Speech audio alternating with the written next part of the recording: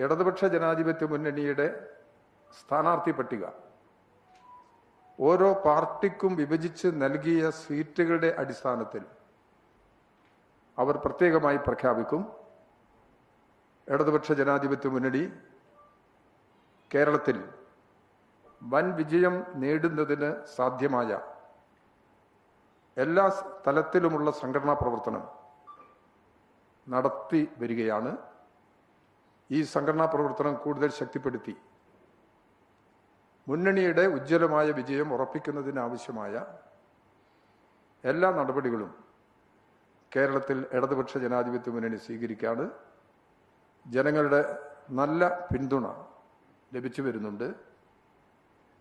കേരളത്തിൽ വീടുകൾ സന്ദർശിക്കുന്ന ഗൃഹസന്ദർശന പരിപാടി ഇടതുപക്ഷ ജനാധിപത്യ മുന്നണി സ്വീകരിച്ചിട്ടുണ്ട്.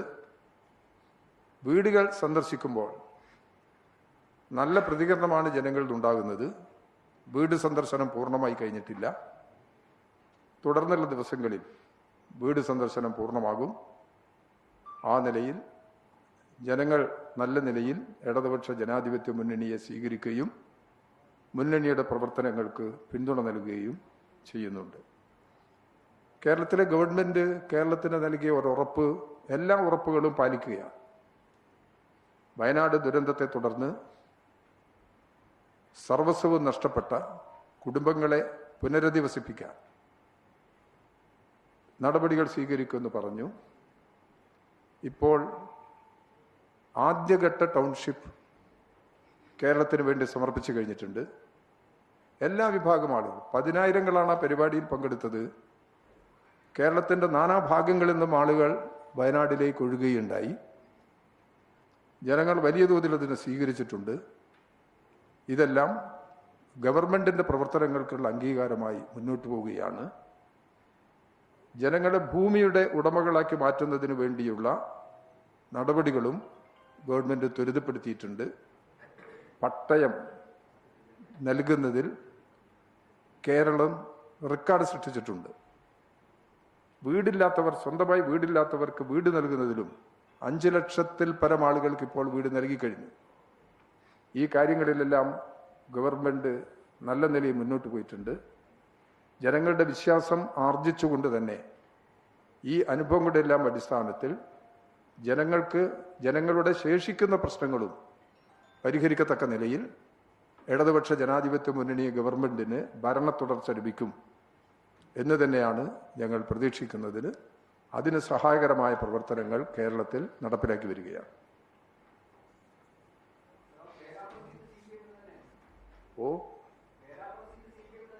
അത് പേരാമ്പ് ഒരു സീറ്റായിട്ട് ഇപ്പൊ പറയാൻ പറ്റില്ലല്ലോ.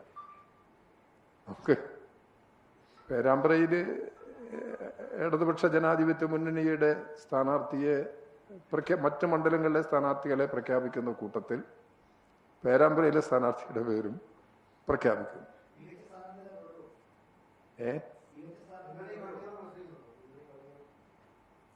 ഞാനതിന് ഉത്തരം പറഞ്ഞില്ലേ?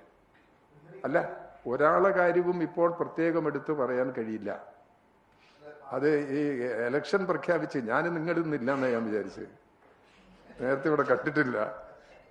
എലക്ഷൻ പ്രഖ്യാപിച്ചു കഴിഞ്ഞാൽ അത് ഒരു കാലതാമസവും വരാതെ ഞങ്ങളെ പണിയൊക്കെ ഏകദേശം പൂർത്തിയായി കഴിഞ്ഞിട്ടുണ്ട്. പറയൽ ഇടതുപക്ഷ ഈ തെരഞ്ഞെടുപ്പ് പ്രഖ്യാപിച്ചതിന് ശേഷം ആകാം എന്നുള്ളത്. ആരും എന്നോട് ചോദിച്ചില്ലേ ഷീറ്റ് പട്ടിയൊക്കെ ആയിട്ടാ വന്നതെന്നുള്ളത്. ആ പട്ടിയൊക്കെ എൻ്റെ കയ്യിൽ റെഡി ഉണ്ട്. അപ്പൊ അതുകൊണ്ട് പറച്ചിൽ നമുക്ക് എലക്ഷൻ ഡിക്ലെയർ ചെയ്തതിന് ശേഷം പറയാം.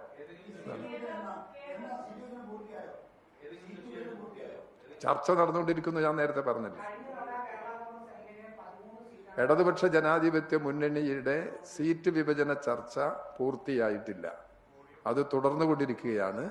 പൂർത്തിയാക്കി കഴിഞ്ഞാൽ നിങ്ങളോട് പറയും. വലിയ തർക്കവും പ്രശ്നങ്ങളൊന്നുമില്ല. ആരും ഒരാൾ ഞാൻ പറഞ്ഞതിൽ ആ ഉത്തരവുണ്ട്. അതുകൊണ്ട് വെയിറ്റ് ആൻഡ് സീ. ഇതിൽ നമുക്ക് ഇല്ല, ഞാൻ പറഞ്ഞല്ലോ. അത് ഇടതുപക്ഷ ജനാധിപത്യ മുന്നണിയുടെ സീറ്റ് വിഭജന ചർച്ച തുടരുകയാണ്. വലിയ പ്രശ്നങ്ങളൊന്നുമില്ല. അല്ല, അത് ഒന്നായിട്ട് എനിക്ക് വേറെ പ്രത്യേകം അടർത്തി പറയാൻ കഴിയില്ല. കേരളം ഒന്നിച്ചുള്ള കാര്യം ഞങ്ങൾ പറയും നിങ്ങളോട്. അല്പം വെയിറ്റ് ചെയ്താൽ മതി. എപ്പോഴാണ്? അപ്പം നാളെ തെരഞ്ഞെടുപ്പ് പ്രഖ്യാപിച്ചെന്ന് വിചാരിക്കുക. നാളെ പറയും. അപ്പൊ അതുവരെ അത്രത്തോളം ഞങ്ങൾ റെഡിയാണ്. പക്ഷെ പറച്ചൽ ഒന്നിച്ച് പറയാൻ